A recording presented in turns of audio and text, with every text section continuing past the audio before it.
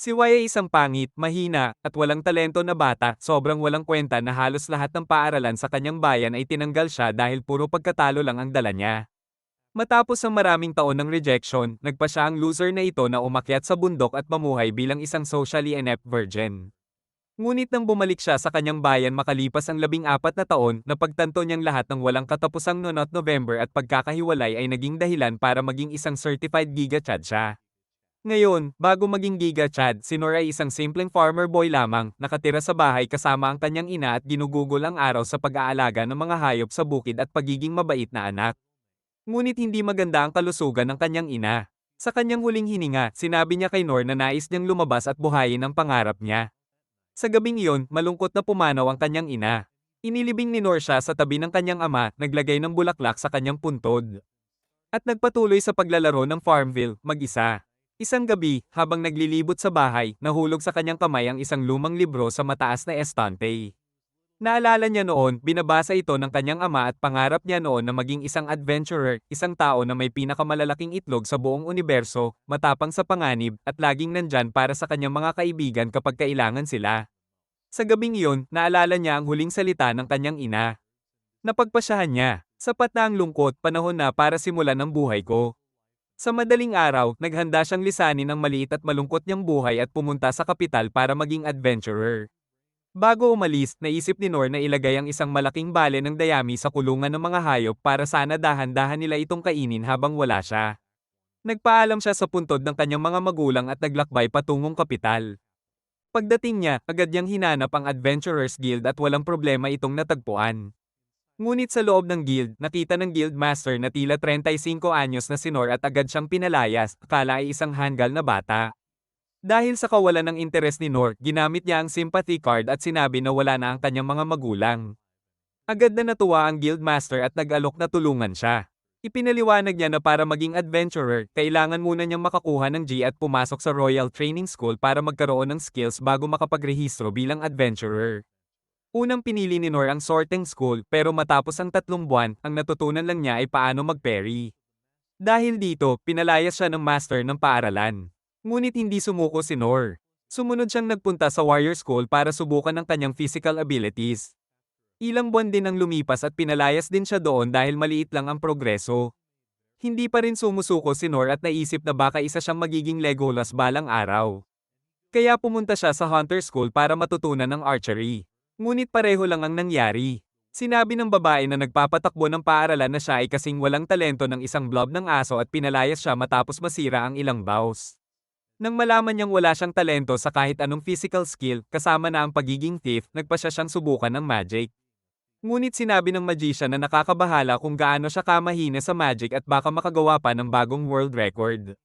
Ang cleric naman ay nagsabi na siya ay super talentless at kaya lang mag-heal ng maliit na sugat. Pagkatapos ng isang napakasamang taon, pumunta siya sa guild para subukang maging adventurer, pero sinabi sa kanya ng guildmaster na tiyak siyang mapapasama sa Guinness World Record dahil wala pang isang bata na ganito kakulang sa talento sa lahat ng aspeto. Napahiya at nadismaya si Nor, kaya agad niyang iniwan ang kapital at umuwi sa bahay. Napagpasyahan niya na kahit na natutunan lang niya ang mga basic na skills sa bawat paaralan, magsasanay siya ng todo sa lahat ng iyon sa pag-asa na balang araw ay makakabuo siya ng bagong kakayahan. Pagkatapos ng 3 taon, kaya na niyang parry ng 100 swords, pero wala pa rin siyang natutunang bagong skill. Lalong tumibay ang kanyang katawan na halos lahat ng wooden swords ay napuputol sa kamay niya. Kaya nagpa siya siyang magsanay pa ng mas mabuti. Pagkatapos ng 10 taon pa, kaya na niyang parry ng 1,000 wooden swords sabay-sabay. Muli niyang iniwan ang maliit at kawawang bukid, umaasang naging sapat na siyang malakas para sumali sa adventurers kahit wala pa rin siyang natutunang bagong skill.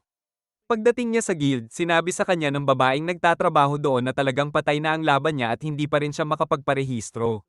Biglang dumating ang lalaki na nagpapatakbo ng guild at agad niya itong nakilala. Nagpunta sila para uminom at nakita ng guildmaster na wala pa rin siyang talino sa anumang skills. Ipinaliwanag sa kanya ang 5 tier ng adventurers kung saan ang i-rank ang pinakamababa at sobrang kakulangan siya para maabot man lang ito. Ngunit sinabi ng lalaki kay Nor na may rank na mas mababa pa sa ang F rank. Ito ay sobrang kakulangan na hindi alam ng kahit na mga tunay na adventurer. Ang F rank ay parang flex na hindi ka man lang adventurer kaysa sa pagiging ganitong mababang rank. Sinabi rin na ang sino mang F-rank ay hindi pwedeng tanggapin ang mga cool o delikadong misyon at kaya lang gawin ang mga random na gawaing beta sa bayan, tulad ng paglilinis, pagbubuhat ng mabibigat na bagay, at iba pa. Sa sorpresa ng Guildmaster, sobrang natuwa si Nor sa ideya, agad niyang pinirmahan ang bagong adventurer card at sinimulang gawin ang mga random task sa araw habang nagtatraining sa gabi. Kasama sa mga gawain niya ang cosplaying bilang Gordon Ramsay, pagbubuhat ng mabibigat na bagay, paglilinis, at pagligtas ng mga pusa, at sobrang saya niya na sa wakas ay magiging kapaki-pakinabang siya sa iba. Isang araw, matapos linisin ang isang gutter para sa isang matandang babae, nagpunta siya para magbuhat ng mabigat na kargamento sa lokal na minahan. Biglang narinig ni Nor ang isang batang babae na umiiyak at humihingi ng tulong. Tulad ng isang tunay na Giga Chad, agad siyang tumakbo papasok sa minahan kung saan galing ang sigaw. Dito, nakita niya ang isang malaking minotaur na nagtatakot sa mga knights na pilit pinoprotektahan ang batang babae. Napalupok ang mga knights habang winawasak ng minotaur ang lahat. Ang batang babae ay nakatingin sa mga mata ng minotaur at tinatanggap ang kanyang kapalaran. Biglang nag-ipon si Nor ng tapang at nagsimulang maghagis ng mga bato sa minotaur. Kumuha siya ng espada para magamit ang kanyang iisang mahusay na skill at nagsimulang parry ang Minotaur. Nang tumakbo ang Minotaur papunta sa bata, inilagay ni Nor ang katawan niya sa harap niya at nagparry ng huling beses na naputol ang espada. Naalala niya ang sinabi ng ama niya tungkol sa kung paano ang mga tunay na adventurer ay laging handang ilagay ang kanilang buhay sa panganib. Habang iniipon ni Nor ang lahat ng kanyang lakas sa hawak niyang broken blade, nagawa niyang parry ang Minotaur ng huling beses. Lumipad ang kanyang axe mula sa kamay niya at putol na putol nito ang malaking, pangit na ulo ng baka ng halimaw. Pagkatapos nito, sinubukan ng batang babae na kausapin si Nor, pero basta na lang siya umalis, iniisip na tapos na ang kanyang trabaho at masaya na siya na nakaligtas. Naiwan ng babae na bamboozled habang dumarating ang mga knights para tiyaking maayos siya.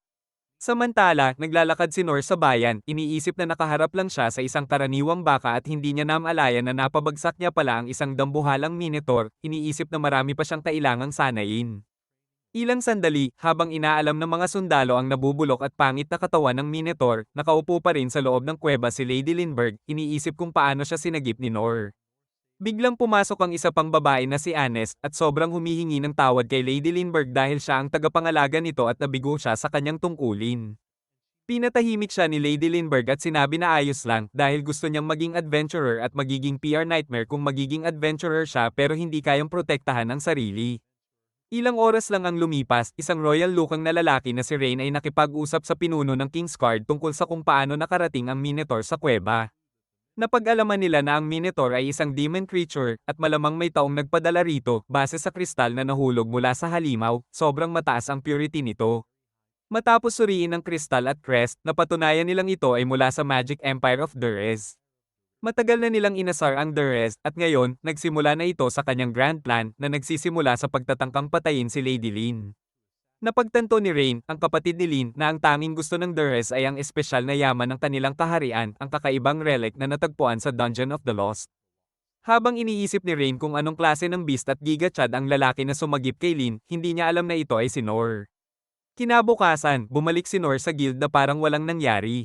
Nagulat ang guildmaster na nakasabit pa rin sa kanyang balikat ang utak na puno ng low IQ ni Nor.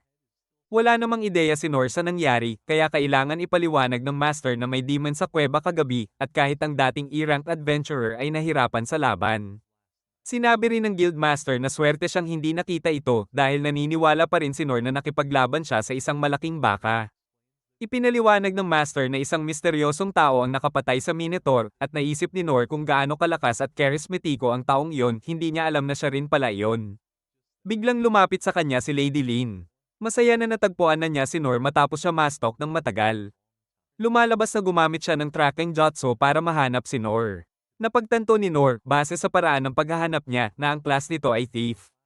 Sinabi ni Lin na siya ay major sa magic, pero sobrang hina niya dito, kaya may kaalaman siya sa halos lahat ng ibang class, kabuo ang kabaligtaran ni Nor, na walang talento sa kahit anong class. Hindi alam ni Lin ito, at iniisip na siya ang pinakakapangyarihang tao sa mundo. Unti-unti nagsimulang icon-ekta ng mga tao sa paligid siya si Nor ang lalaking nagpabagsak sa Minotaur. Kaya lumabas sina Nor at Lin at ginamit ang ilan sa mga kakaibang jutsus ni Lin na nagpapawalang bisa sa pandinig at paningin ng mga tao sa paligid nila, praktikal na perpektong stalker jutsu. Humingi si Lin ng paumanhin kay Nor sa paniniktik at pagsunod sa kanya, pero gusto rin niyang pasalamatan siya sa pagsagip sa buhay niya. Ngunit si Nor, sa kanyang walang kapantay na naive humility, ay nagsimulang purihin siya sa halip. Pinipilit ni Lin na bigyan siya ng kahit anong reward kahit na nag-alok na siya na kausapin ng kanyang ama para bigyan si Nor ng teritoryo, pero hindi niya alam na ang ama ni Lin ay hari, kaya muli siyang tumanggi. Halos umiyak si Lin, sinasabing kailangan niyang tanggapin ng kahit isang regalo mula sa kanya na nagpabalik ng kaunting PTSD kay Nor mula noong bata pa siya at na-reject sa cleric school, kaya sa huli pumayag siya na makipagkita sa ama ni Lin. Pagdating nila sa mga gate, nakita ni Nor na sobrang yaman ni Lin dahil sa napakalaking mansion niya. Kahit na ipinakilala siya ni Lin, hindi pa rin maintindihan ni Nor at ng utak niya na baka siya ay royal, kaya naisip lang niya na isa itong mayamang aristocrat o ganon. Habang papalapit sila sa throne room, sinalubong sila ni Yi, na medyo suspicious sa mukhang random na lalaki na papasok sa harap ng hari. Pero sinabi ni Lin na si Nor ang sumagip sa kanya, kaya medyo naging relax si Yi. Si Nor naman ay napaka-relax pa rin, iniisip na baka isang random maid lang si Lin. Pagdating sa harap ng throne room, sinalubong sila ng King of Cockiness, Gilbert, na iniisip na pinakamahaba ang kanyang spear sa buong kwarto at nag-a-act tough sa harap ni Nor. Sinabihan siya ni Denise na humupa. Pero inimbitahan pa rin siya na sumama, natatakot na baka may gawin si Nor sa prinsesa o hari, hindi alam na ang utak ni Nor ay parang mosquito lang at hindi pa rin niya na-realize na ito ay royal family. Pagpasok sa throne room, kausap ng hari ang kanyang anak na si Rain tungkol sa prediksyon niya na tiyak na tatamaan sila ni Dures dahil tumanggi silang ibigay ang kontrol sa Dungeon of the Lost. Nagalit si Dures at nangako ng kanyang revenge. Sa harap ng hari, lahat ay bumabagsak sa tuhod. Maliban sa isang singular Giga Chad na nakatayo, nagsasabing hindi niya alam ang manners ng peasant at baka gumawa ng nakakasagasa. Napatawa ang hari ng malakas at sinabing chill lang yan, pagkatapos ay nagkamayan sila na nagtaas ng testosterone sa kwarto ng 200%. Nagpasalamat ang hari kay Nor sa pagsagip sa kanyang anak at sinabing kailangan niyang tumanggap ng regalo. Ngunit muli, tumanggi si Nor at sinabi na hindi niya kailangan ng lupa, treasury, o kahit ano pa. Hindi makapaniwala si Rain na inaalok ng hari ang kalahati ng kaharian kay Nor, pero napansin ng hari ang isang bagay sa kanya. Lumabas ang hari sa likod ng throne, kinuha ang isang napakalaking black sword at ibinigay kay Nor. Napatingin si Rain, halos ma-shock, iniisip na ang ganitong mahalagang relic ay hindi pwedeng mapunta sa mga kamay ni Nor. Sinabi ng hari na ayos lang at ibinigay ang espada kay Nor. Na agad namang nagsimulang magpaliwanag na hindi niya pwedeng tanggapin kung sobrang mahal at karapat-dapat ito, tulad ng isang tunay na poor-minded peasant. Buti na lang at naiintindihan siya ng hari, kaya gumawa ito ng kwento na ang espada raw ay isang simpleng espada lang na natagpuan niya sa isa sa kanyang paglalakbay. Sa wakas, tinanggap ng worm na walang konsepto ng self-worth ang regalo. Sinubukan ni Nor ang espada at nag-swing na nagdulot ng isang malakas na hangin sa buong kwarto. Napatawa ang hari sa lakas niya at inatasan siyang turuan si Lin upang maging malakas, hindi alam na si Nor mismo ay wala pang ideya kung gaano siya kalakas. Sinabi ni Nor na dapat si Lin ang magdesisyon para sa sarili niya at iniwan ang throne room, na iniwan ng lahat sa estado ng pure shock. Habang naglalakad siya sa koridor papunta sa gates, napatingin siya sa espada at biglang na-realize na siya ay isang irreparable idiot workaholic at naisip niya na perpekto ang sukat ng espada para sa paglilinis ng gutters. Pinutol ni Anes ang mega weird na thought session na iyon at lumuhad sa kanya, humihingi ng tawad dahil hindi siya kumilos ng maayos kahit na si Nor ang nagligtas sa prinsesa. Sa wakas, na-realize ni Nor na hindi pala siya isang maid kundi ang vice captain ng Warrior Corp, kilala rin bilang Divine Shield. Tulad ng isang totoong 5 taong gulang, nagsimulang ma-impress si Nor dahil ipinakita nito ang isang cool na nickname. Sinabi ni Anes na siya ang nakatalaga upang protektahan si Lin, at dahil si Nor ang dahilan kung bakit siya naprotektahan, ipoprotekta rin niya si Nor.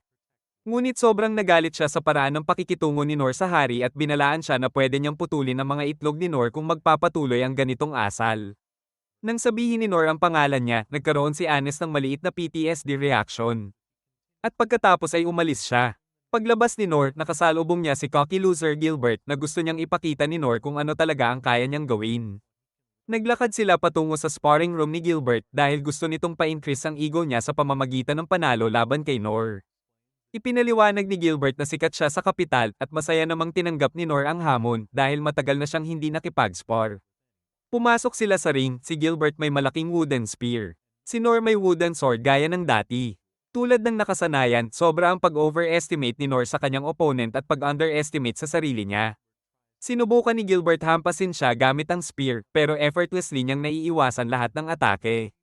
Hindi man lang naiintindihan ni Nor kung gaano siya kagiga-Chad, pinahinto niya ang sparring at sinabing pwede nang gamitin ni Gilbert ang buong lakas niya. Unti-unti nang natatanggal ang ego ni Gilbert at pinilit niyang gamitin ang kanyang buong puwersa. Habang lalong lumalakas ang galit niya sa bawat dodge ni Nor. Patuloy na pinababagsak ni Nor ang maliit na ego ni Gilbert at hinikayat siya na mas mabilis pa hanggang sa tuluyan nang mawala ang common sense ni Gilbert at inilunsad ang kanyang pinakamalakas na atake na effortlessly naiiwasan ni Nor. Ngunit agad siyang sumuko matapos isipin na iyon ay babala lang ni Gilbert na mas malakas ito kaysa sa kanya, kahit na sa totoo lang ay kaya sana niyang durugin si Gilbert kung nagpatuloy pa ang sparring.